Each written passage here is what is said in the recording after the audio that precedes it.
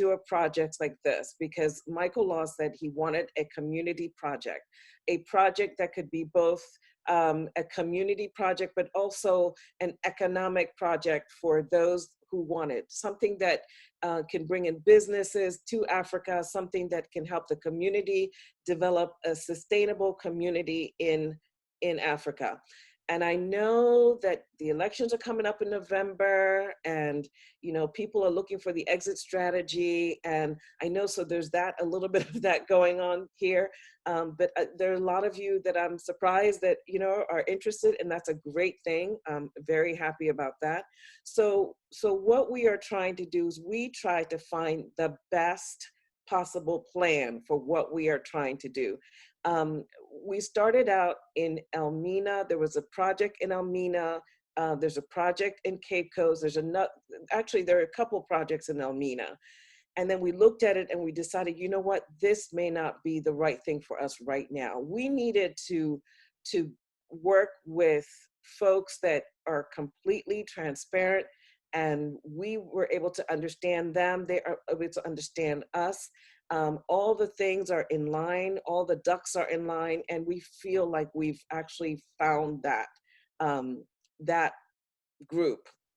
So we wanted to set up this conference call to explain to you what we are thinking about and what they're all about, so that you can look at it and feel that, okay, you're getting something, you're getting value for what we're trying to do. So this particular thing, it's very important for the diaspora to understand that me in particular, I want to make sure that when you commit to a country, you're going to go visit the country and spend time in the country. So if you're on this call and you can't go to Africa for whatever reason, then you may want to consider if this is going to be for you.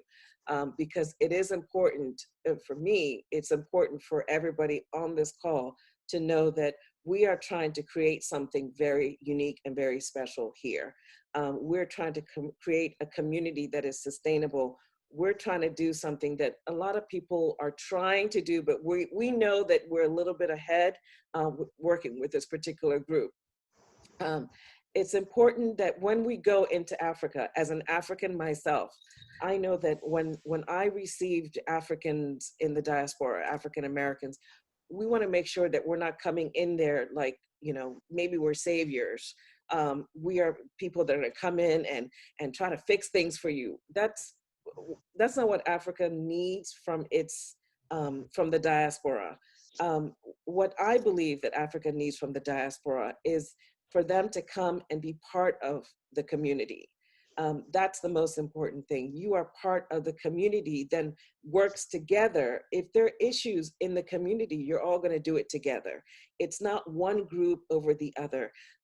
One example of what we are trying not to do is like the story of Liberia and how Africans in America ended up on the continent in Liberia, and they started marginalizing the local community. We are trying to put together a community that has respect for each other and that have respect for the locals, the local community. We together are lifting each other up, not one group over the other, not, but understand that it's not going to be the same as living here, and be okay with it, because you're going into a new experience. You're going to an experience where you can build a mansion, 5-bedroom mansion, or you can build, a 2-bedroom, which is what I'm going to do, 2-bedroom, 2-bath, very simple cottage. And you still feel like, you're doing something and contributing. But, we want to just make sure that people aren't going there putting on airs and thinking that they're better than other people. So with that said, because we have an hour exactly of his time, so after some research and Michael Law's research and Sandy's research, we are going to introduce you to Bomani, who is in Atlanta, Georgia, and he has been traveling to Ghana since 2006, right, Bomani? Yes, from 2006. Yeah. Okay, so I'm gonna send it over to you so that you can tell us the good news. And when you guys, when we get to the questions and answers, please type your questions on the chat area so that Sandy can talk to everybody or ask questions for you. Okay, sorry. All right, now I'm muting myself. All right, greetings, family. This is Bomani Tayamba. Appreciate everybody joining our presentation today, and appreciate your sister Ada for the introduction, and also for the not just to me the introduction as far as this connecting and traveling to Africa and getting a feel for what's going on. It's a lot of those preparation talks that we definitely have to have, especially since people may want to make emotional moves and not think it through. All right, let me see. And the main thing, what I did is in the chat, I type our website, africafortheafricans.org, and then it's a / Black Star Repatriation and Pan-African Community. And that's a link that takes you literally to where we're gonna go through 100% of the information.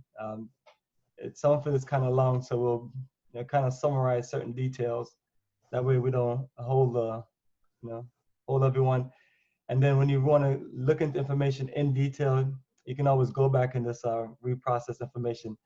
What I try to do my best is to type information out very clearly, and then try to update things as we build. All right, so family, name is Bomani Tayamba, and let me just give you a short history about how I got here with this conversation as far as repatriation. I'm originally from Kingston, Jamaica, born in October '77, and my family moved to New York in December of '88. And from there on, I lived in New York for 7 years until 18, and left New York City and joined the U.S. Navy, where I learned aircraft maintenance technology, which also is a part of my background in technical school, which is electronic technology. So it wasn't similar, but it was in the same world. So from there on, once I finished in U.S. Navy, which I was in Virginia, I got a wonderful opportunity to move to Atlanta, Georgia area. I'm on the south side of Atlanta, Georgia, but the airport itself is in the city of Atlanta, Georgia.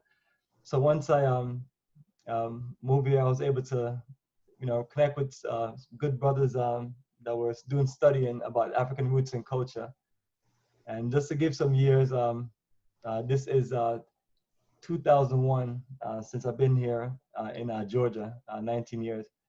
And when I started working here, just was more interested in my roots and culture, and started picking up books and studying from 2003 and 2004.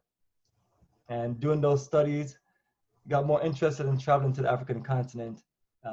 And that was in 2004. I made my first journey, which was in Senegal. That was March of 2004. And then I went to Egypt in April of 2004. And I built a foundation to where it just opened my mind up to what we have today, which is I started traveling to different countries until I got to Ghana in 2006, which was the 5th African country I traveled to. And Ghana was just, and other countries before that was the Gambia, Senegal, South Africa, and also Kenya. And then Ghana was the 5th country. So Ghana is the country that literally just remind me of the tropical life in Jamaica. As I say, I lived in Jamaica for 11 years, so didn't get to really see much and enjoy much of, a beautiful tropical country. But I just saw Ghana in that making of just connecting to the roots and being in that tropical paradise that remind you of your upbringings. And it was just an instant connection from that short journey that we did. It was 8 of us. And once we are connected to that journey, I stayed back for about a week, and I connected to a place called Fiancre. It's in the eastern region, and this is this is December 2006 doing that first journey. And I met the chief of Fiancre, and it was this big plan as far as building this wonderful diaspora community. So that was my first connection on the continent to actually meet people, say that there was offering land for us to come together. But as Adele was speaking earlier, you go through these experience of meeting folks that have big plans, big idea, big dreams, and they're trying to sell it to you, but not willing to really show you or do the work. And so they never really materialize. So fast forward past that time, while traveling throughout Ghana, for the next for several years, I was going back and forth and bringing people to Fianca, but people never really caught on to the interest, and I was just doing my best to bring groups up there. But I'm gonna fast forward all the way up to November of 2018, where we met another group called Garvey Town. And Garvey Town, that was more into the level of organizing, and Pan-Africanism is what we're looking to do, but they just weren't business proficient and not able to really accommodate the different level of, and so people want to have control over their movement, and they don't want to be told you can only build this house, you can only do this, and you can only do this, and all those restrictions. So what was offered and what we adjusted based on this Garvey Town not being able to accommodate our group is just organizing something for ourselves in actually September of 2019. So I'm fast forward past a lot of years because I don't want to bore you with all the in-between stories. And we end up starting to wanted to say, let's put our money together, our energy together, and let's get us a new lawyer and a new consultant, and to start from the ground up and just build us a fresh opportunity. So that's when we came up on a land in the central region, not too far from Winneba, called Gyaahadze. It's by the Akoti junction. And once I go through the website, I'm gonna show you where everything is at. And that's literally 2 miles away from the beach and 3 miles from the main road. So it gives you a feel closer to the beach now. So it's one of those things where when you go out there and you push your own research, you can actually just find the land that you want versus what other people are offering. So realize that this is perfect for the group of us that wanted to move forward from the last project, and it would be a great opportunity for people to come in the future. So we worked out a deal for 15 acres, and then the next deal that we're working on that's in progress right now is for 50 acres of land. And that would just open things up. So in the presentation that I'm gonna go through some more, it's gonna give some exact numbers as far as plots and things like that. I need to say it's been a long journey of working with other groups to get land, and this is the final stop where we're at, where us having full control over our project. We created committees, and 10 different committees, and we all organize ourselves in committees and work on different aspects of the different level of community development. So what I'm going to show you is basically what we have organized from September of last year up until now, which is a very short time. All right, cool. So perfect. I see everybody chat in the chat room. So I'm going to set this thing for screen sharing. And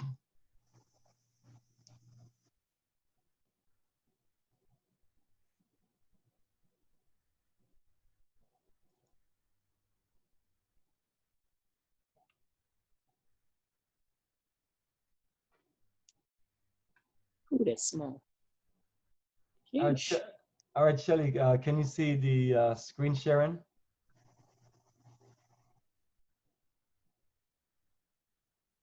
Yes, we can see it. All right, perfect. And Shelly, let me mute you. All right, family. So the foundation of our information is on this link, and even if you just went to africafortheafricans.org, you'll see all of the information in the main menu to your left. It's just a permanent section on the website. And also, once you get to the actual front page, it's right there in the main body, just right after a few other links. So I just wanted to make sure that we have all of this information nice and clear for everyone. And other pages we're going to visit is, this is the YouTube page. And once we click on that, that gives you a whole list of videos. And then this is Facebook. Let me close out on these things.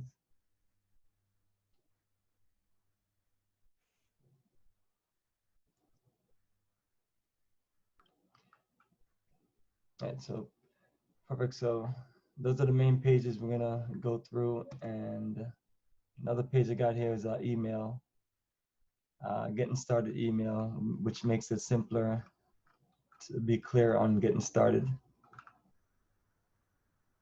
Right.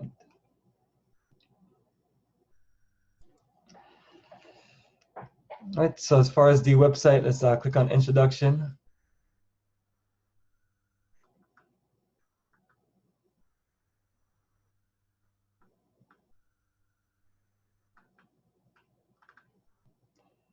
And for those who are looking at this through your Google Chrome browser, what this is this is a Flash-based MP3 player and also a slideshow of our tours and then this music that pertains to what we're doing. So if you click on Flash, it's just going to enable the slideshow of pictures, and that's all that is for anybody who's looking at it and wondering why it's a click to enable Adobe Flash. So I disabled Adobe Flash since I didn't want the music to play while I'm going through the presentation. All right, so that is our logo, and that is a group picture of us there in Ghana, December 29th, 2019. And that was the day that we finalized our deal with Chief Nana Haiti. And before that, from September, we've been gathering and organizing information and also getting a land search and a land survey, which I'll show you in the next page.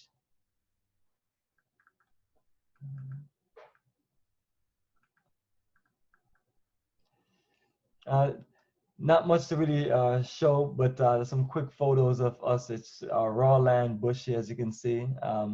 And the goal in the next 2 months, once the rains cool down, is to get the land completely graded, which is just to get everything cleared out, flattened, leveled, the streets graveled, and pave all of the plots and so on.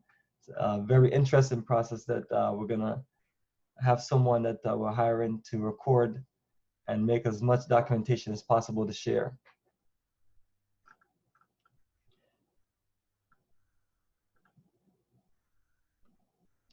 And then this gives you a quick view of kind of what we're looking to make it look like based on the pictures right above.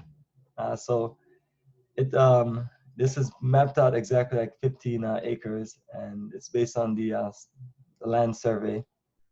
So, yeah. And also this gives us a point of reference from when we started and to track our progress. All right. And as far as the text is just letting everyone know that we're just an organized group of Africans from the diaspora that's looking to connect our resources together and just organize something that's can just work for for us coming together, putting ourselves together as a group and look out for each other. So there's certain rules and certain things that's laid out and certain things that we're about to basically you're kind of, it's like so many people out there, and then you have a certain percentage of people want to go to Africa, but it's like you want only type certain people. So a lot of times people see the colors like the red, black, and green, and they see us as having more focus on certain things, a level of independence, organization, and professionalism. So all throughout presentation, while people are looking at it, it's up to individuals to say, okay, I like this. This is for me. Or they, or some people may not like certain things and go in a different direction. But it's once everyone looked through everything and they're clear and they feel good about it and they sign everything off, we can definitely always move forward. But it's this is the process of getting a feel of who we are and where our mind is at and everything. Since different people are looking to repatriate to the continent of Africa, maybe looking for something different. But this is a full organized community where we can literally connect together. Right.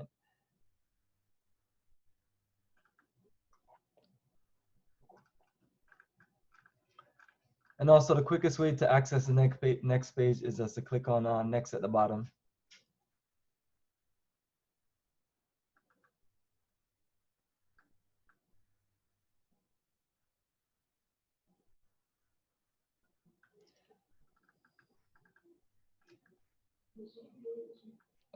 And also, if you click on the link right above home, right by home, it will automatically load back to the main menu of the community where it gives you all of the articles. All right, so another view of our sitemap. And in detail, sitemap overview and projected layout, first 15 acres, then we're gonna add the additional 50 acres to make it a total of 65 acres. So the first phase is set for a community center, business center, security post, and also a community park. So that's kind of as much as you can really do on that 15 acres. And then it's 60 plots, so you make 50 plots for residents. So the first 50 plots have been taken up half by our group that moved from the last project from Garveytown. There's about 25 of us. And then 25 more people were added once I got back from Ghana after this presentation last December. All right, so once we get the 50 acres, the goal is the same thing too. You're looking to add the elements that you weren't able to add in the first 15 acres. So 1 or 2 school halls or school buildings or / training education building basically. And looking to do a medical center, and also you can add on to the additional things that we already have, even another community center and another business center. And also you have additional land for for a commercial investment, at least 40 to 50 plots and 20 to 32 plots for farming, and that's anywhere from 5 to 8 acres. And the goal is at least 100 plots to 120 plots for residential. So that's going to be interesting. So once we get the once we do a land survey, we'll be able to map it out and get architectural drawings done. So that's where we're going to be doing in the next few months, getting those paperwork going.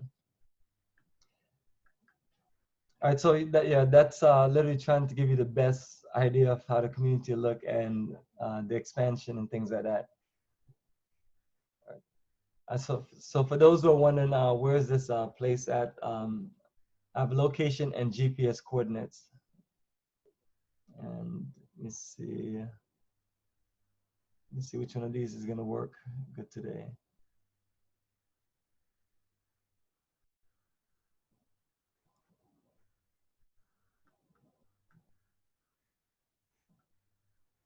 All right, so all the coordinates on your left, and let me see, I'm trying to get Cape Coast in there.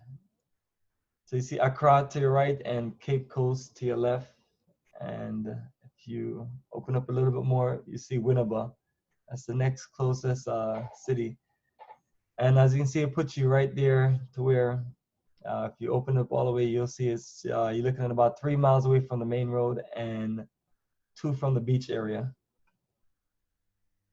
And another popular area is Senya Baraku. So as you can see, a small town in that area is going to get overlooked. So those are the things that people like ourselves look for, not the most popular things, somewhere where you can build, unique relationships.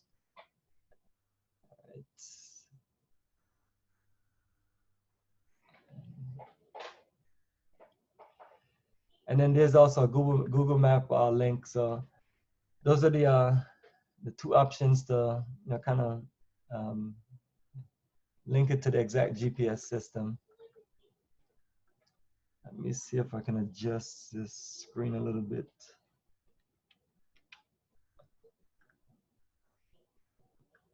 All right. So this is one of the first site survey, kind of confusing and things, a lot of things on there, but these are just markings to generalize it of an area that's sort of the land that's the chief just kind of cut and say let's craft out. Let me see what it is at first. We're given. All right, this was the first. What they did was cut out 23 acres, and then part A is basically occupied by someone else. So was able to get this open space area, which was 15 acres, which was better because when it was doing 20-something acres, we were looking to really just start small So let me just scroll down and show you what was done now. This is the 15 acres. And as you can see, that's the name. It's in Black Star Pan-African Community. So that's the first stage of what you do. Once you find the land you want, just get the survey, and then you get the land search, which I think should be on the next page. All right, there we go. So kind of set this up to when you go from page to page. I know it's a long way down, but you can always go back and read through things in detail. But this is the next thing that you do is get this land search. So trying to connect individuals to get things done proper and organized for their paperwork, so you don't have to have trouble or drama in the future if you decide to go to the bank or anything. So there's the go. We're big on just making sure everything lawyer approved, stamped, everything court stamp approved and worked out. So that is the next set of paperwork right here.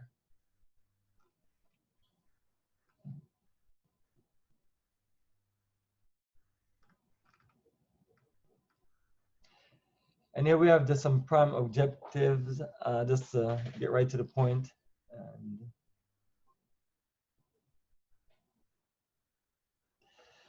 And for the most part, the main objective is for us to develop and maintain a sustainable repatriation and Pan-African community.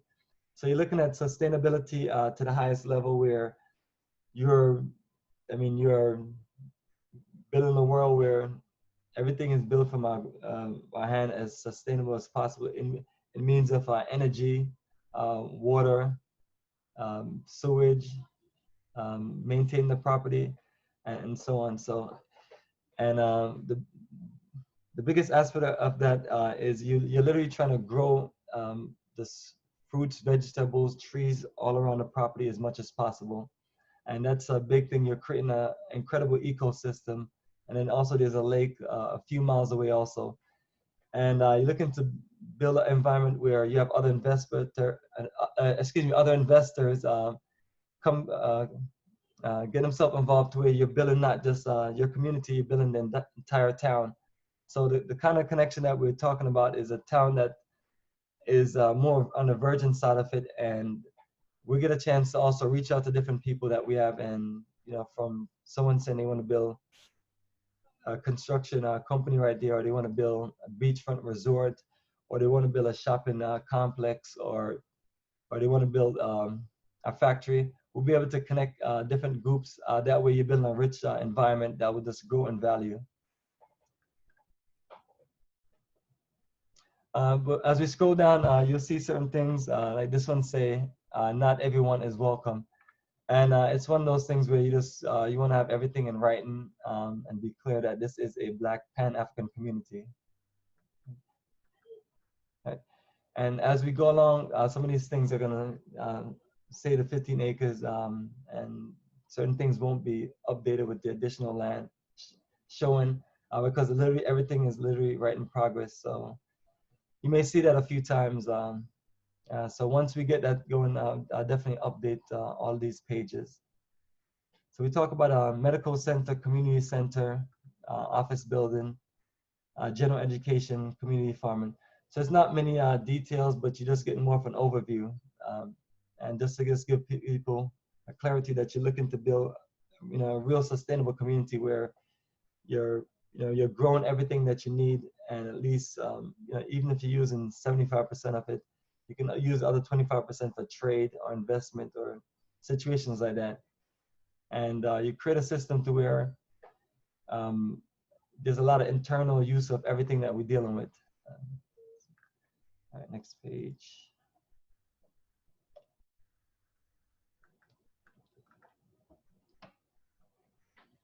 So business opportunities are, it goes to build a business center and other plots available for individuals to just use to build their own commercial area. As far as if they need more land, maybe they want land for storage or for warehousing or things like that. So once phase 2 is laid out, we'll try to create something to give some examples. But as far as the business center, that's all of us have access to it, and some of us will have offices there. And if we build another one, it's the same situation. The main sense of the business center is to keep us doing our highest level of business work, um, technical business service, support, consultation, um, uh, remote access training.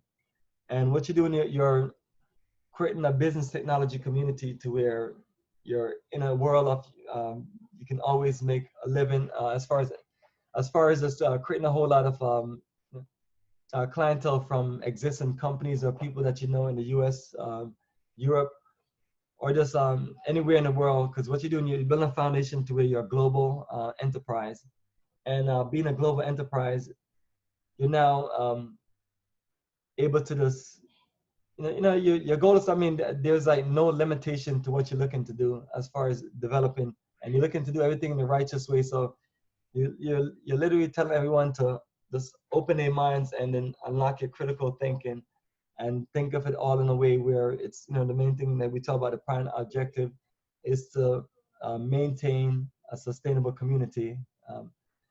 So in that sense, you want to build every evolution of what you need. So you want to build your own water source system for the community and the extended community. And those are the things that you don't have control in most of our current lives. We live more in the city or even outside the city. You're not going to have that option to, to more so be, so you want to build your own solar system or wind system to where it operates, to where the community has its own power source or power system. Same thing with water and same thing with internet. So it gives you a chance to invest in those things that you're normally shelling out and paying money consistently. So it's a situation where, since you're doing cooperative economics and you have more and more people coming and different people doing things and contribute different things, it does create a life to where you can kind of get away from like wage slavery and things like that and be able to be more free people to where your cost of living is lowered because you participate in community development, and people that have business, they're reinvesting back in the community versus money being taken out of community. So it's it gives you honestly a faster track for community development, because when I was thinking about Bianca and Garveytown, it's like, you're talking about 15, 16, 20 years, and you're asking people what has been developed. So we realize that if we build this foundation of clarity, organization, even when I talk about with the 10 committees that we have and the private groups and the meetings and the different projects and people working on different things, you really build it at a base level before you literally even get all into doing certain things. So that way you have a clientele of people or custom base of people that when they see everything grows, they'll just participate more into it. And you just kind of come up with organized game plans, and you just got to continuously keep thinking and just working things out, and then being able to keep up with everyone and communicate and have all the processes in place. And it's something that, it's not easy for anyone, but at the end of the day, you have to realize, do we really want to do this? And are we really looking to put the work into it? So as far as myself, what I've told people after a while, we can't keep dealing with these other groups. So let's go all in, and that's what we're doing. And as you see, what we've been working on and putting in place since September of last year. All right, so that's a short page. So building and buying homes, one of the things this document is also explaining to you is literally just giving the option to just be flexible, honestly, and not having a bunch of pressure. So we'll definitely create a list and log and price and as we kind of build the builder base and organize things that's more itemized, because it's like someone will just give you a price, a 4-bedroom house for $60,000. Things got to be itemized and organized, and then we have to just organize the different style and order of building. You have ram air, you have earth bags, you have brick. So whatever you choose, we want to make sure that everything is organized. So these are all introductions and just giving you more generalization than anything else. And as we work in our different committees, we're organizing everything in detail. So with using the committees, a lot of things can get done more so. And then we have more and more people in Ghana. So within like honestly about 3 months or so, a lot of these things, as far as these projects will be in the move, and then also you're looking at phase 2 also, which will be going together with the first 15 acres. So it's a lot of things that all of us are working on simultaneously, which is our best bet to get a whole lot of things done. So membership rules, I'm gonna scroll through it. This may look like a whole lot of stuff, basic stuff, simple stuff, things that you may have to always remind people. But the greatest thing of it is um, you just honestly just going through as much as you can to let people know, let's be righteous, let's organize together, let's work together. Let's kind of build an energy to where we can just do this together without having a bunch of drama and things like that. As I heard someone saying earlier when we were in pre-conference about, it's kind of like the world has gone mad, and this, America is just leading the chaos. So people, now, looking for certain options, and the option they're looking for, they don't want to, leave one fire and go to another fire of craziness. So the best thing to do is organize it, and based on this, individuals say, okay, well, I'm fine with this. I want to join, or I'm not fine with this. I'll do something else.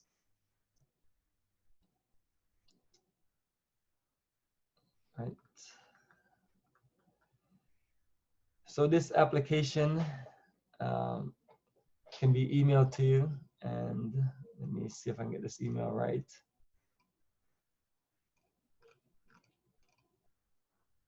Perfect. So this email will give you 2 applications, one PDF and one Word, and then you also have a sample one that's already typed for those who want to edit it, or whichever option people choose. So that's the best way to send it. And then the other documents are passport style photo, just a regular passport signature page, and you have the overview. We don't have the bylaws attached to this, but the overview and the bylaws will be on a separate email where individuals can sign, and then we may create the digital signature soon. But the goal is to make sure that everybody is clear on the overview and the bylaws. So these are the key attachments, and the overview and the bylaws is what we're going through on the website. Every document except for the bylaws is 100% part of the overview. So you may see 1 or 2 things, twice. And then everyone is a required national criminal background check. So all of those things are part of just how we just end up having the group that we have based on all of those things. And then, some people may be willing to do these things and some people may not. But you're literally just laying out a set and foundation where we can just have a nice structure and build a nice, real estate management, and also real estate management based in this also, property management and key elements into where we can just feel more secure in our environment and not be in a situation where some of us feel like prisoners in our homes. All right, so that is that email, and let me just scroll down. So not saying anyone should use this. It's kind of like an example on the website, and it's look like a lot of details, but once you start filling it out, it is actually not that bad.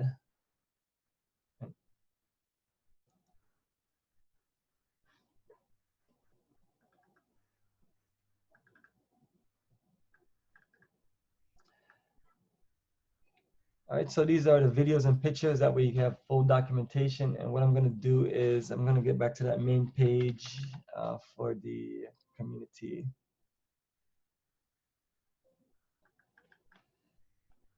So this is the main page, and we have gone through everything all the way up to pictures, and it's it's literally a breeze through.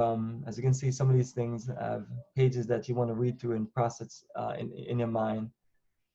Pictures and videos. So the next one will be our bylaws. I'm going to click on it on this page.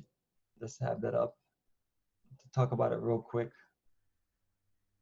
And the bylaws, that's something that will be emailed to you with the overview, which will complete all the information that you'd want to read and be clear on before you commit. So this is a long page on the site, but let's put it on there just to show everybody. That way, if we don't have any certain people email address, they can look at this before they even request information. So I'm gonna scroll through real quick.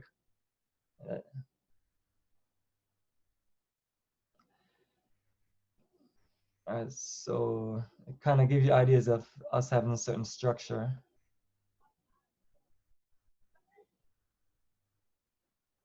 All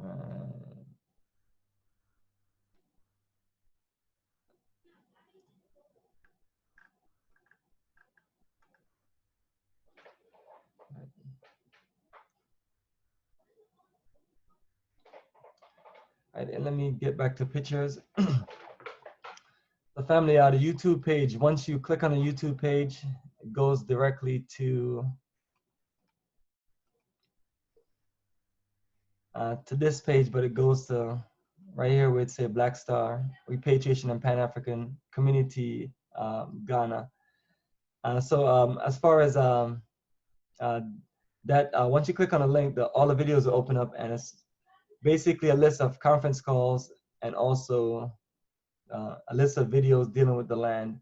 And it's going to walk you through the same situation as if you were to click on photos, and it will take you to the Facebook gallery. And in this case, you click on photos and you click on album and you click on, let's say, land for Black Star Pan-African Community.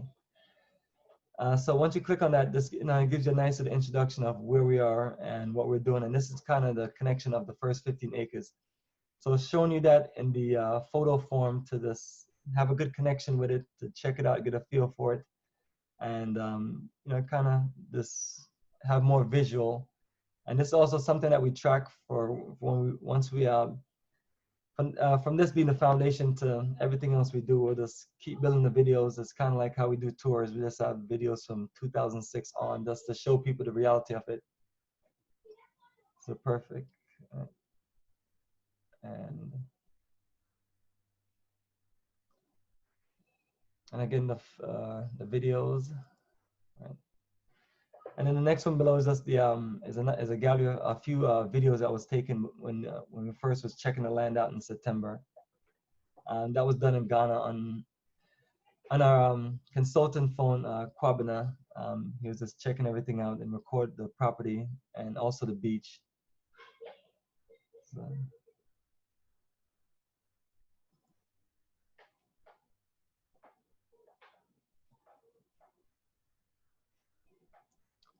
right. So so the last page on here is getting started, and that's my brother Kwabena, which is the consultant to your left. Then you have the surveyor, and then myself with the white shirt on as the organizer, the chief Nana Haiti, and then Richard, our attorney, in blue.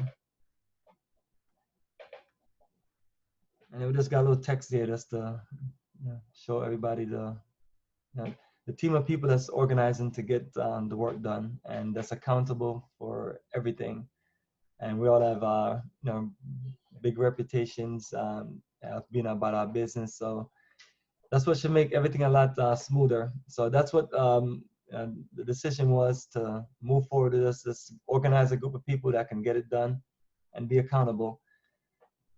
So this page is called Getting Started. So land costs, requirements, and refund policy is right here to clear things up as you kind of come to the last page of looking at information and this processing it.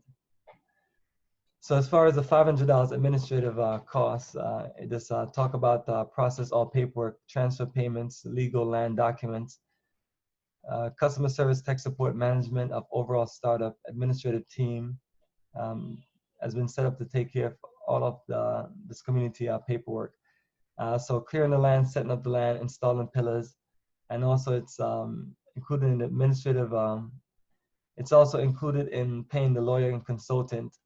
And then the $2,500, that's some of that also is included in clearing the land. So we may have to do some thorough land clearance. So this made it to where we just have extra cash for that, and that's the land cost. So altogether, you're looking at $3,000 for administrative and land costs.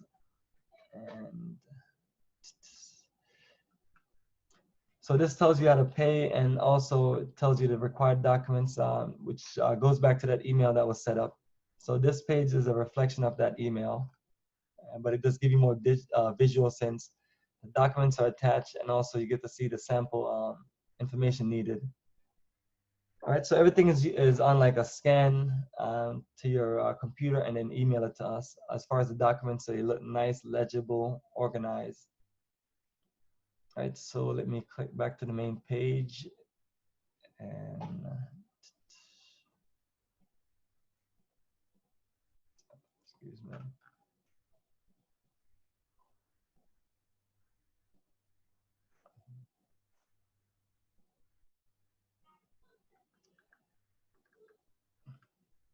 All right, so family, I hope that wasn't a rush, but these are our articles, and this should be 1, 2, 3. All right, that's a total of 11 different articles.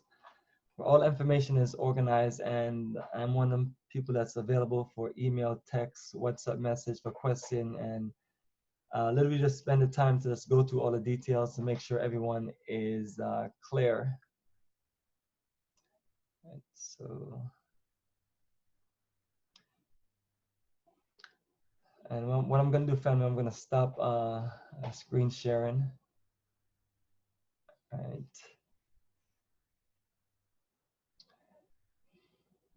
All right, so family, that was, appreciate everybody's time. I was just trying to make sure that we didn't just extend it into this too long. That way, you know, because it's a lot of information. But one, honestly, just if you can give me just literally 1 minute and you organize your questions, and I'll be right back. And then we just, I'm not sure how, I'm not sure how you want to structure questions, who go first and how you want to work that, if we want to work that out now. They are on the chat. All right, you want to go by from the chat, so. Yeah, we'll read from the top of the chat all the way to the bottom. Okay, so he will look at them and you'll show it to him. Everybody can see the chat questions, right? Right, he can see. Okay. So, Bomani, so when you come back, then you just read the first question, not the ones that are asking general or just making statements, but the first question would be the one from Lauren confirming the acreage. Perfect. And if you can even do me a favor, that way I can make it. Got it. If one person could be designated to read all the questions, and then I can just answer. That may I'll do that. I'll do that for you when you come back.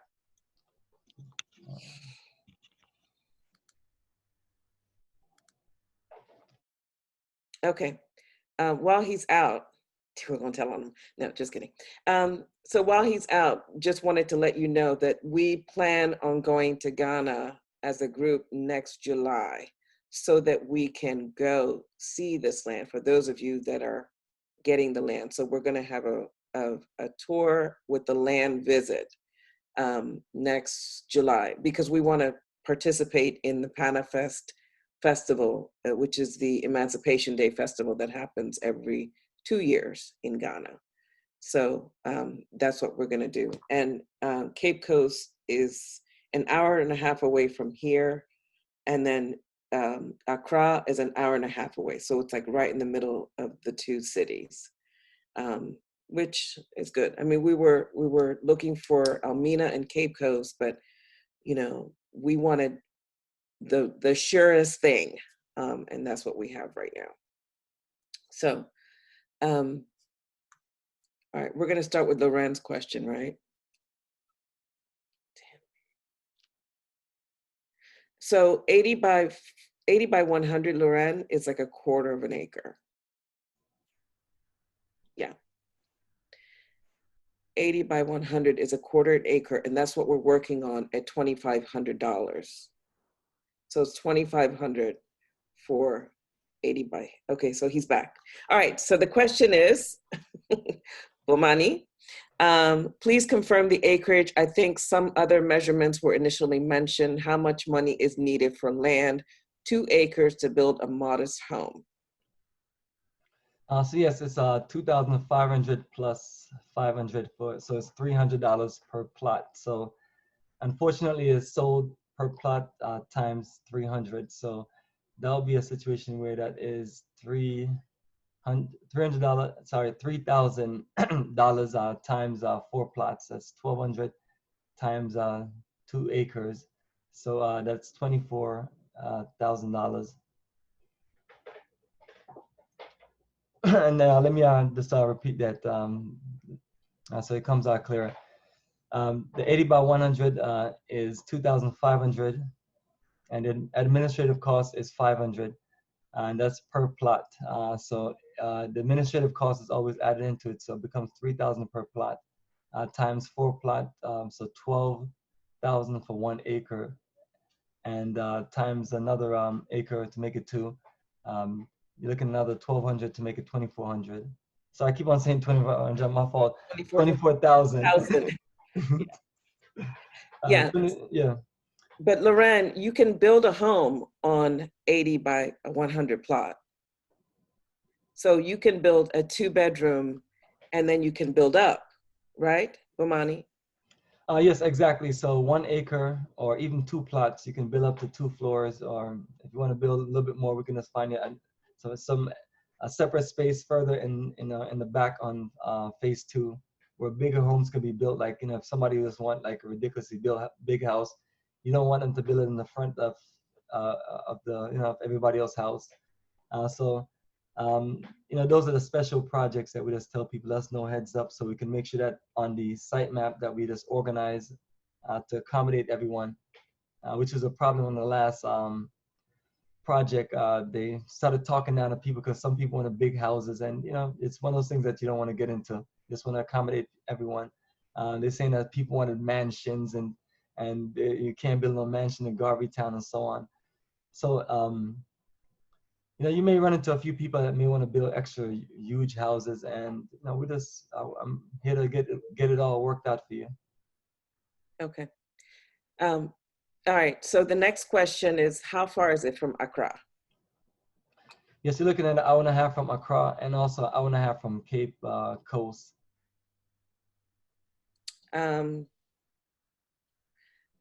Okay. Well, this, Loren, this rainy season question is a rainy season question. You want to answer that question? You want him to answer that one?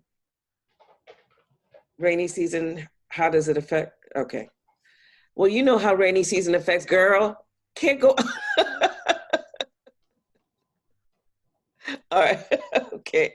All right. Okay. So the next question is from James. Can you talk a little bit more about the history of the people who inhabit the area? What language are common there, and what industries? As far as the history, I don't know much of the history. That way I don't have to tell you any tales. But the people are the God people, and and as far as the language, it's God, G-A. And some people also speak Tree, T-W-I, which is more of the Ashanti language. As far as opportunities, you're more in a virgin area, but the main thing is you're right there by the beach. So you don't have really any, you know, like beach resort. You may have 1 or 2 that's more focused on local accommodations. So that's one of those big industries. You can turn that area into a metropolis for a beach town. And also you can build it more in the phase of business. You basically can build literally a fresh town and everything that's needed in a fresh town. And that's ultimately what you want. You want to be able to just build where you may not necessarily have much of anything. So when people ask me about shopping, I tell me you do have the Westlake Mall, which is about 30 minutes away. But as far as like in our general community, those things don't exist.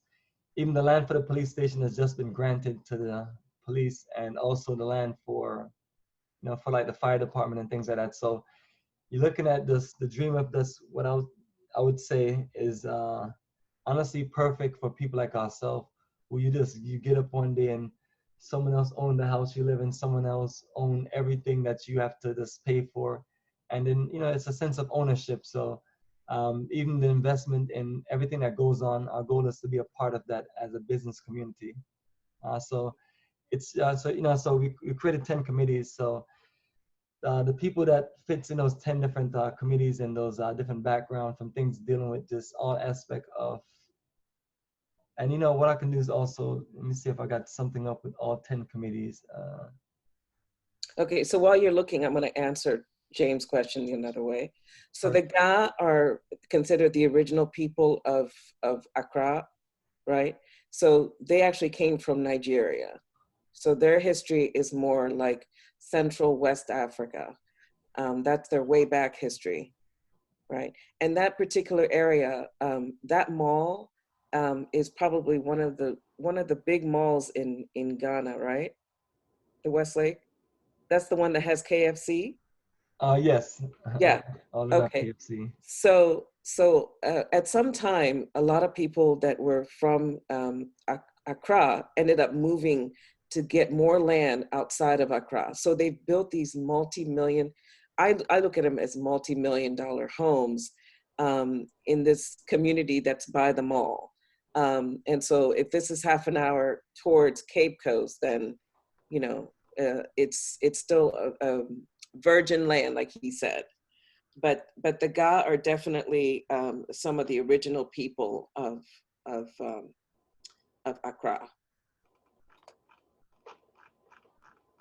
All right. Do you, the next question, can you talk about the vetting process for people who can participate?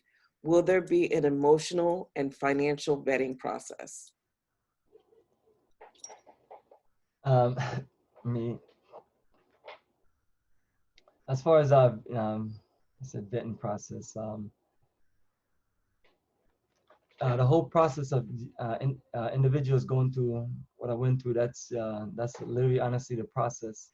And then, you know, we just have to start establishing communication via email and so on. And you're looking for people who can just get along with the groups of people that I'm going to mention to you in all these different committees. And, you know, it's honestly that process. And if someone doesn't fit in, then we have to offer them 100% refund back. But beyond that, you know, that's the best you can honestly do. But and after, you know, and then people have to honestly just be open to, you know, being open to doing all of the process that we laid out. So that's kind of it. But let me go to the committees, and this is also one of those things where you want everyone to fit in one of these committees. That way, work could be done. So one of the final things is, can you connect and join with a group of people and work together with a group of people for us to build an efficient community? Because all the things that I talk about is just like a ridiculous amount of work to get done, but we have organized an incredible accelerated process. So I'm just going to just go through these committees. I won't go into any details. Let's give you the name of them: business and professional affairs, safety, security, and surveillance, education, cultural and social affairs, sustainable energy and utilities, medical and wellness, planning development, maintenance, landscaping, waste management and recycling, agriculture and livestock, bylaws and homeowners affair. So the bylaws group is the one that did the bylaws that you see on the website, and the one that we usually email everyone.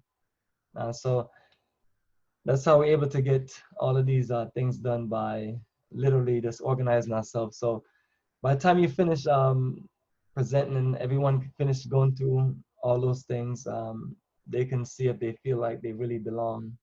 And I think it's something everyone should be able to do their research and make a decision. And you know, and I try to type everything up because I'm not I'm not a big public speaker. I'm more on the technical and administrative side, but I was trying to do my best to share everything honestly. You're doing well. You're doing well, Bomani. Right. So one thing I wanted to also add is that there is a process for vetting people that includes a background check.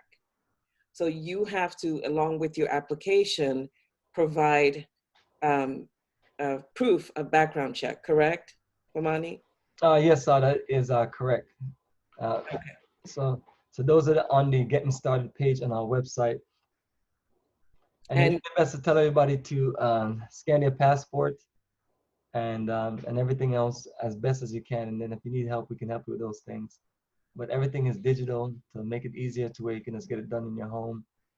And we just save all the files digitally, and everything gets saved and brought to the community as best as possible. Okay. So the next question is from Lauren, my sister. She's talking about houses. Have any houses been built on the 15 acres? But let me answer a little bit of her question, and then you can answer. There are 2 phases to this project, and so he can answer that for you. Yes, right now what you see on once we went there to Ghana in December is just raw land. So it is still the same because you have to go through the process of all these paperwork. So the chief wanted half of his money, and he wanted a deal in MOUs to get it to get him half by May, end of May. So we got that to him by, I want to say, beginning of April, end of March. So once we did that, then we go into another phase of him writing a 99-year lease. So the lawyer prepared all those paperwork, and we signed, and then the chief, his elders, and also the court signed and stamped. So once we did that, then it gave us authorization now to move forward, get the land clear, get things set up. So you can't build anything on the property probably until September, because by September the land is paid for in full. But while we're trying to pay for it, we're actually trying to do other process. That way things are being done at accelerated pace, but also being done legally. So since we closed out on the lease, and we sent in the money to the consultant, also the lawyer, to kind of finish everything else up, they're going to get the land literally graded and cleared up probably about within the next 2 months after it finished raining. So as time goes along, we have monthly conference calls that we just give updates on everything that we're doing. So even if you go back, you hear us talking about we're working on a land survey, things I've shown you. So it shows you the history of us just working on things and getting it done at a alarming rate. And I try my best to record as much of these presentations as possible and save them. And then when we do videos and pictures, so you can kind of see that history. So I'm hoping that in the next few months we have more and more news and more highlights, and we're all trying to be patient because we've been limited for the last 2 or 3 months to move on certain things, since we can't go to Ghana and certain people weren't able to move around in Ghana. But we kept doing meetings and organizing them, which is what we have here to show everybody. Okay, so one other thing I wanted to clarify, so that the 2 phases, the first phase is sold out. So now they're waiting for that phase to be finished, and that should be in August, right? Yes, that is correct. Okay, so once that's done, they're also simultaneously working on phase 2, but they're waiting for phase 1 to be completed by August, and then phase 2. But for those of you that are interested, go through the process of completing the forms and all of that, putting your deposit, and then you'll be on a waiting list for phase 2. Is that correct? Yes, perfect. That is the process as organized as possible. And you'll get to the point where everything is going at the same time, so you don't have to delay anyone in phase 2. Okay. All right, so the next question is from Carol. It says, what is estimated cost of to build a home on a plot of land? So what I have is an organized sheet that I am working on called a builder's list to get estimates for the full process, from like foundation, wall up, roof, inside appliance, and things like that. So that list is not even organized, but as far as a general price I can give you is you're looking at 40,000 for 2 bedroom, 1 bathroom, 60,000 for 3 bedroom, 2 bathroom, and the price like that is kind of general prices because everything needs to be literally itemized. So working on things more organized to where we have legal agreements with different builders and we have, kind of an accountability where people are not getting overcharged. So people can actually have extra money to also invest in a community development. So we can just have an accelerated developed community versus us getting caught into spending unnecessary money for builders. So now I have a whole staff and crew on the ground that's going to be managing, also looking out and making sure that things are being done.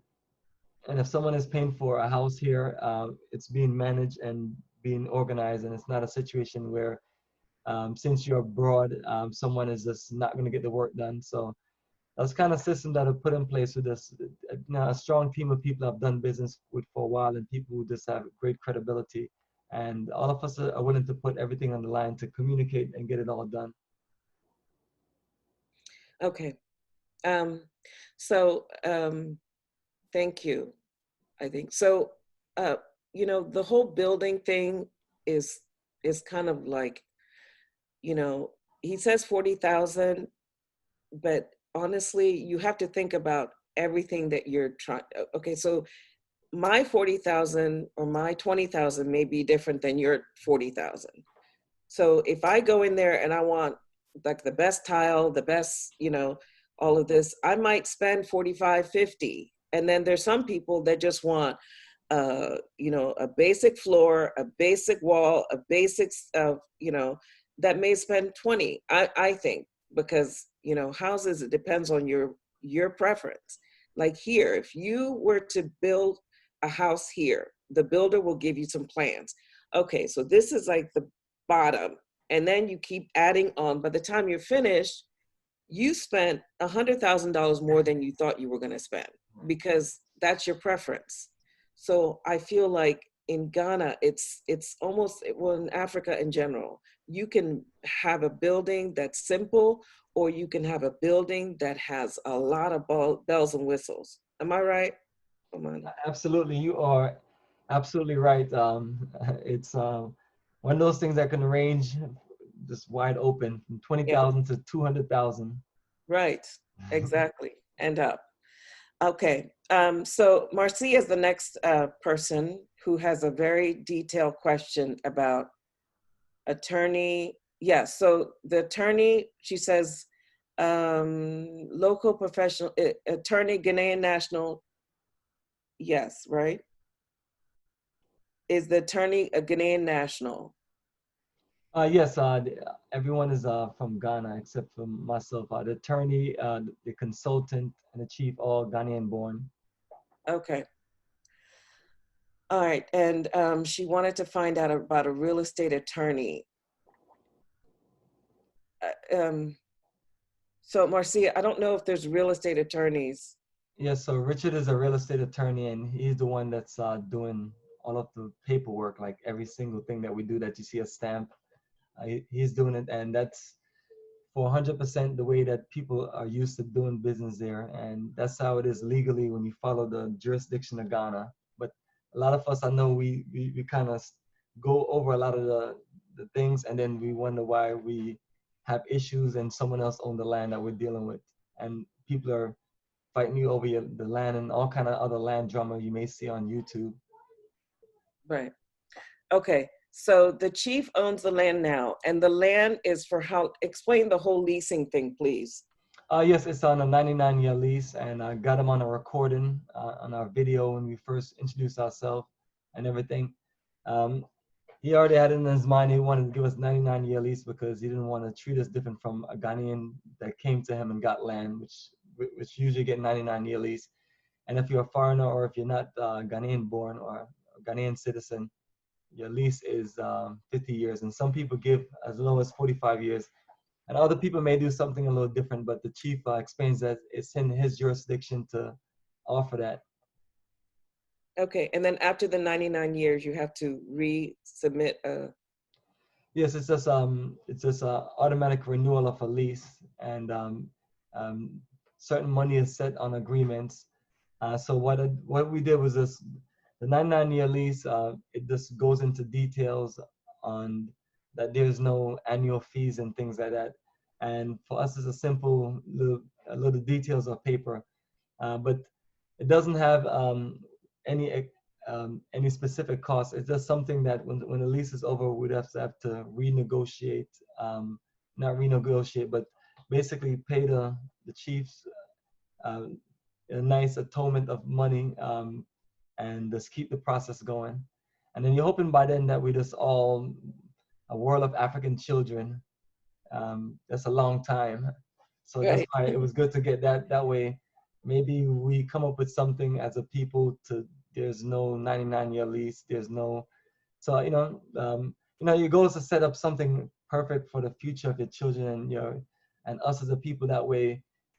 So that's why it's important to tell everyone the lease it's sent to everyone. Open it, read it, be clear, because it's one of those things. If you find something and you don't think it's right, um, you may be the only person. So, and this is just, it reminds me of Garveytown, because after a few of us started reading through some of their paperwork, we started coming up with this one or two issues. And the issue was they didn't want to register their land, which is one of the phase that we're in right now. Once we have that 99-year lease, we have to process the registration. But we're not going to process the registration for the land because we went to get our company, our Black Star Pan African Community, registered for a corporation, and then we're going to use that paperwork to register the land, so it's in a business corporation. Same as we're going to get a bank account, and we have a legal bylaws of a legal corporate community set up. So trying to organize that on the highest level of management and legality that you can do. So when you talk to people like Garveytown and other people, when you start asking these questions, why, because I do understand it takes work, and just like we have to do all of these things, and we're not making any excuses.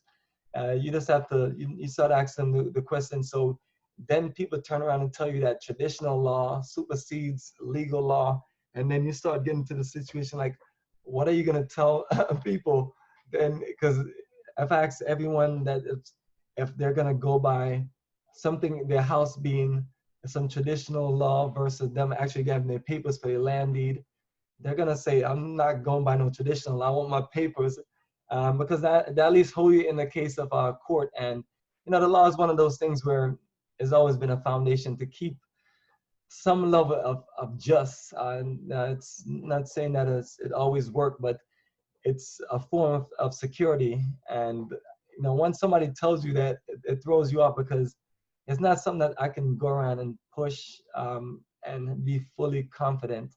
So that's why we have all of these paperwork. And Garveytown didn't want to give people like certain things, their own, like right now you would be able to go take your paperwork to the survey and say, do my survey, and then you bring it to the Lands Commission, and then you register it in your name with your passport. And in general, the lawyer can do all of these things for us, which is why we have him on full term. And then you'll be able to just get your paperwork. The general paperwork is going to say you're part of the community, but literally your paperwork just give you literally title to what you're doing. So those are the things that most people don't want to offer you. I'm not sure about the other community that we're talking about before, but in most cases that becomes the problem. So you end up honestly never developing these communities because people are gonna like start shaking their head, and then next you know you have nobody with you. So we've been able to build a nice 50 something plus people, and the goal is to expand into 200, and it's a lot to manage, but um, the goal is to keep on showing you more and more. That way you can just see what's going on. And that's why I'm fine with, for even anyone who want to wait 4 months from now. And I'm also guarantee that no one's going to get all this land up, even though people are seeing certain things going on. But I would always keep you guys as priority, and if anything changed, that I know that people are doing certain things, but one need to just really process it, because it's, for me personally, it's a lot to think about. And you're listening, and I'm not the person listening, so I'm not sure how everyone is taking it, if it's, if they're feeling it and things like that. But it's something that, you know, we're putting everything into it, all of our experience. The two businesses that I have, as you can see, say Africa for Africans, the trademark, the energy, the support, the people who have working with me on this business, it's like all hands on deck. We're putting everything in it. The reason why we feel comfortable is because everything is legally playing out. It's not like, you know, it's unstable land and things like that. So in literally 3 to 4 months, you're gonna have so much more to share. Thank you. So the other question was about contractors. I know we mentioned it before. Can you just mention it again? I think a lot of people are asking the contractor question. You're on a list. So individuals can get their own contractors and people to do their own homes. They just have to be accountable for it. The process that I'm trying to work on is something that's legally contracts and the lawyers sign off and we have legal agreement that everything is going to be in an itemized.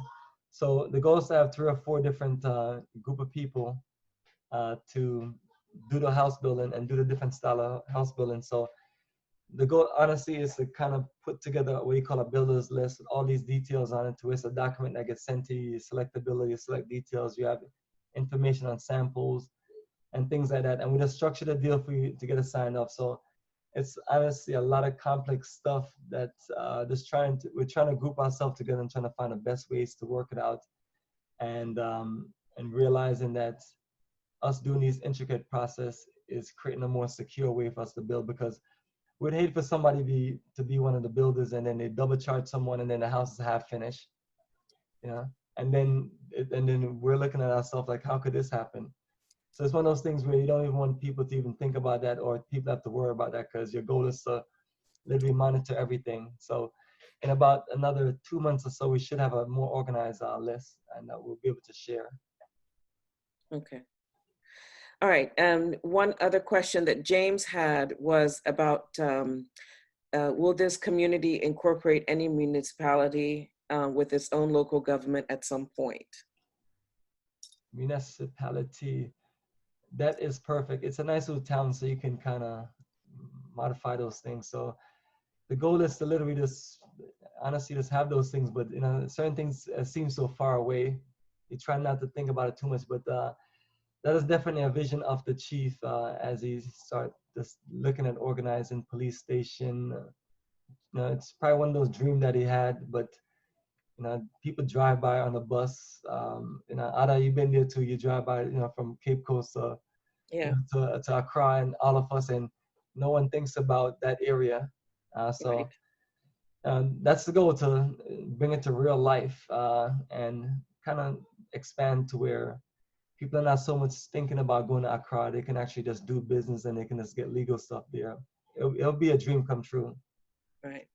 But we know we have to build that foundation first before we can even, you know, do those things. But us building that foundation, open things up to, even when you're talking to government officials about getting things established in your own jurisdiction, you know, now you're able to just, you know, come, you know, strengthen numbers and come as an organized community and come as we as people that are investors and things like that. And I think a lot of times things don't get done is because we don't come strong as numbers and then we don't have organized plans. So that's the main purpose again now why we have a lawyer, and my goal is to find a few more lawyers and literally just work out the fees where they can do all of these legal situations, and this, you know, because they also sign off on it, so it's their career, and yeah, so on.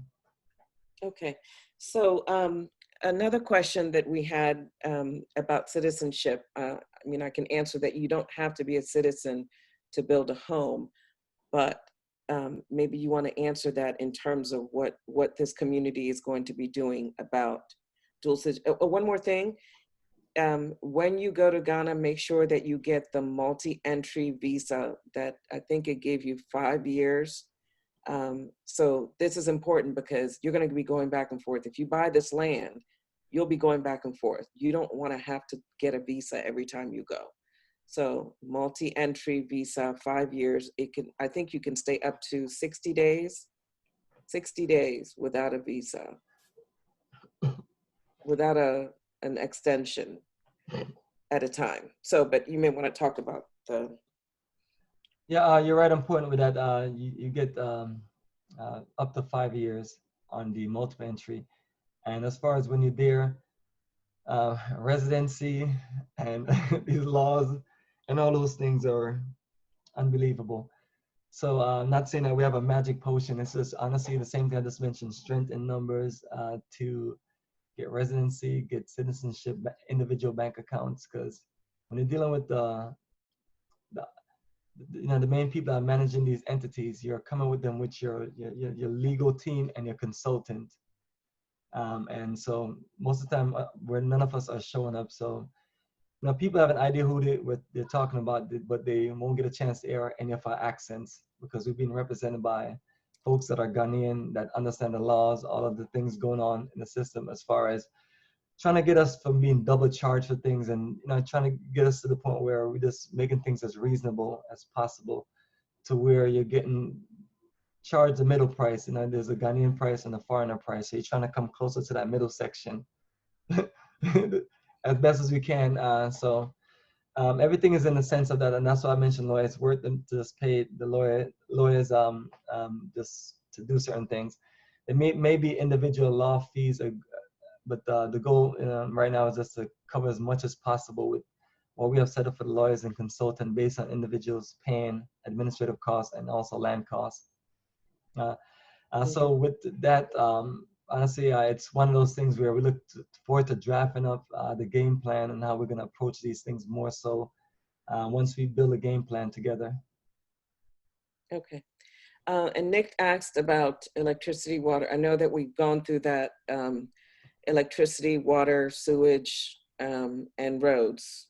That was part of the plan, right? Yes, as far as water, so we have a sustainable / renewable energy utility committee group. So they're working on the best aspect to get us a water system, which will be boreholes, but you may not want everybody to have a borehole in their house. Some people can also get the catch water system, where you build a brilliant water system that's connected to your house, and organize it as a pump and filter system and connect it to your plumbing. Not as simple as what I'm explaining, but didn't want to get into the boring science of those things. So that's why we have that committee to do extensive research and put together scientific reports. Now, the different scientific reports, what it's going to do is illustrate how we're going to pay for this, the best way it connects, and things like that. So that's linked with the research that we're doing in a committee called Planning and Development. The more we organize in the next few months, the more we'll just be able to just have details. Hey, these are the list of things that people were talking about when we just started communicating in the summer, and these are the layout of what we have set up for it. So when you're building your house now, the game plan for water, electricity, internet is all set up in there, and things like that, and also the explanation of how we're gonna literally develop the lights, the roads, and things like that based on an economic development plan that we have, that we're working out in a business plan, and also the builder's list. So a lot of intricate information as far as research is being worked on right at this moment. And your questions is also helping because I'm communicating also with different committees on what people are talking about. They want to make sure that their house is ready for all levels of utilities, and we have a game plan for waste management and so on. Okay. And also solar, that's one of the things that they're working on as well too, right? Alternative. Yes, solar power would be the main source, but if you can get your community set up to where you have a power system in the community, you can also run the backup systems also with that. It's kind of like you having this a building, and that's what you have. It's kind of like if you had your own power plant, which is a power source to power in an area, a town, and things like that. And that's more on the intricate side, but it's like ultimately you just use your solar system right now, but later on in the future as we expand, that's one of the things you mainly want to have. The same thing also have a community reservoir where because you want to have aspects of water everywhere, and you just want to be able to, not everybody's going to get a catch water system. So that's one other thing. And as far as the internet, literally a satellite system. So all those things have those costs. So that's why you have to create a development plan on how we're going to do it. And most of what we have is this internal funding as a people. We're all putting our money together, just like how we put our money together to get the land. We'll put our money together to pay the maintenance fee and also development fees, and also use some of our money to also invest to where, and then profitable business are also donating their resources to the community. So it's a, it's a tricky plan, but it's also doing as much as you can do to self-fund and self-invest without having to do anything that you don't want to do, which is sell your soul to grant companies who tell you this is what you have to do. You have to have all different kind of people that is against your overview and the righteousness of what people talked about, or you have to do certain things. So we have some strategic ways how we can do it, and strategic ways are you can build an NGO, and you can also work with the orphanage that's there and work with different programs in your community to do different things, especially this on an online level.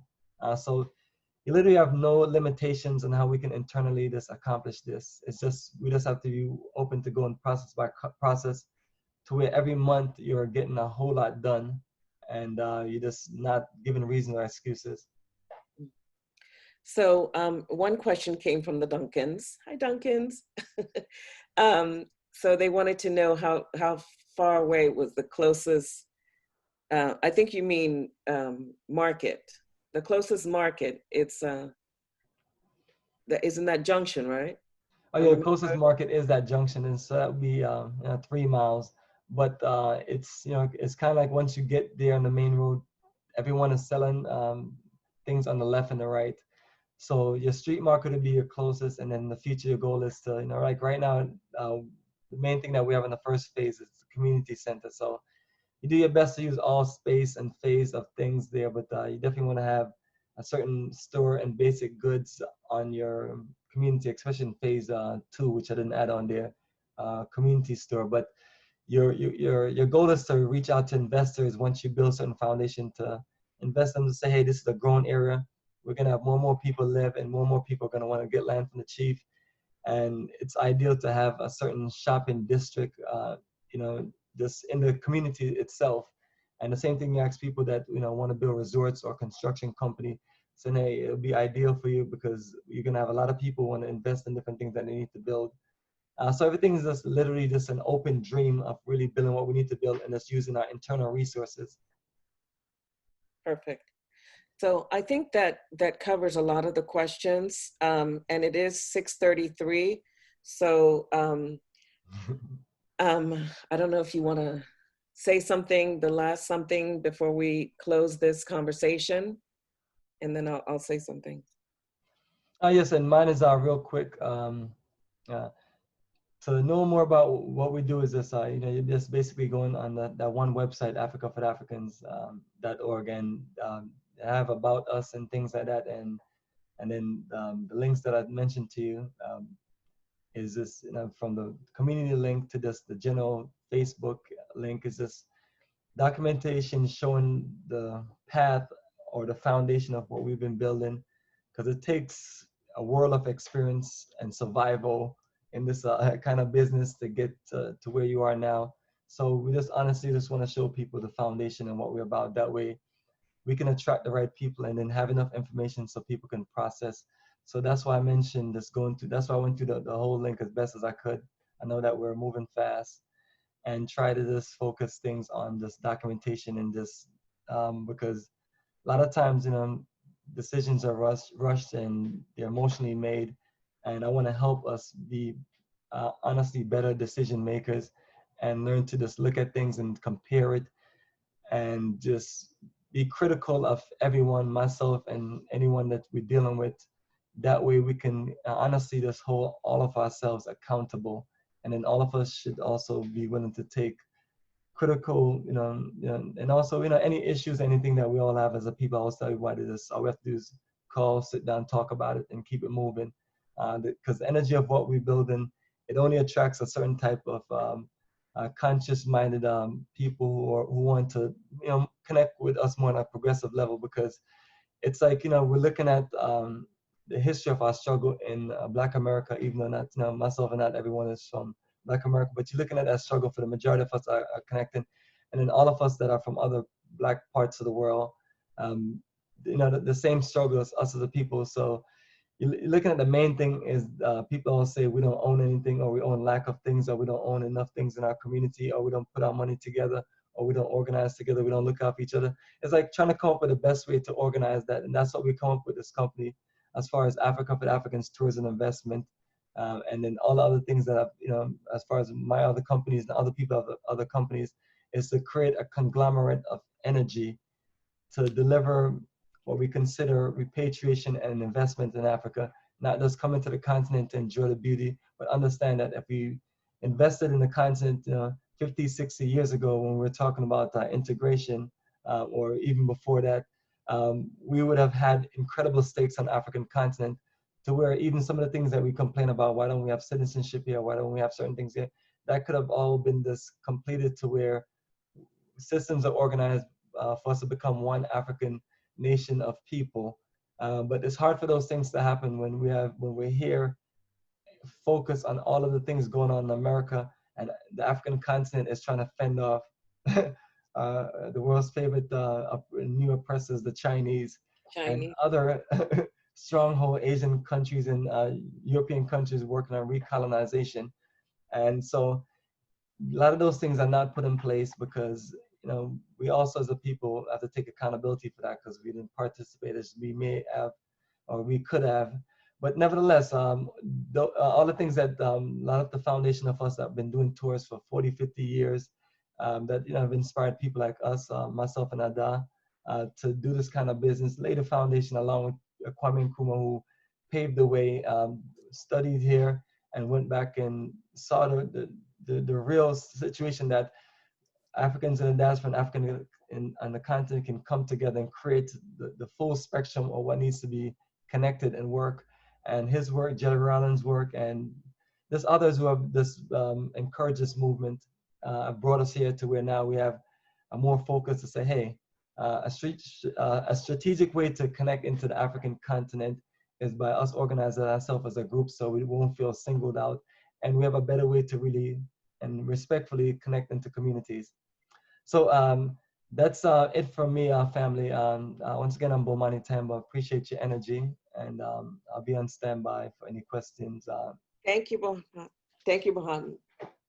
So I think that the next step, I guess you all, everybody knows the website. You can go on the website. You can even register to receive information. Those of you that I have your emails, in a couple days or next week, I'm gonna send you the email. I'm gonna have Bobani send you the email so that you have all the information that you need.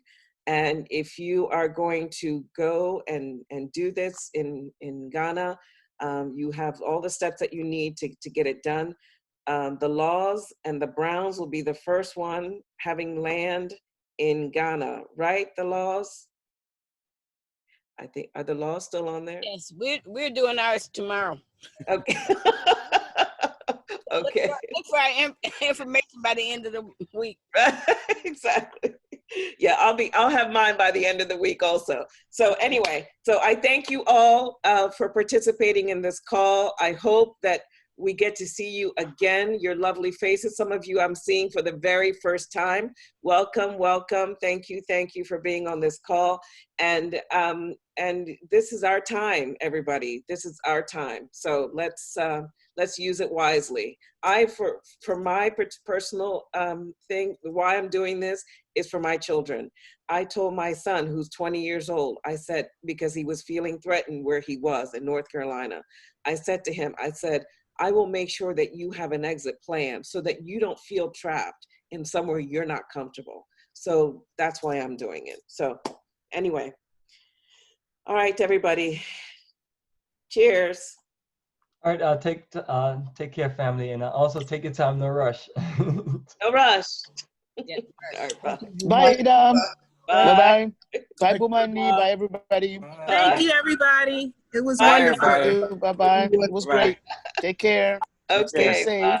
Bye. All right. Bye-bye.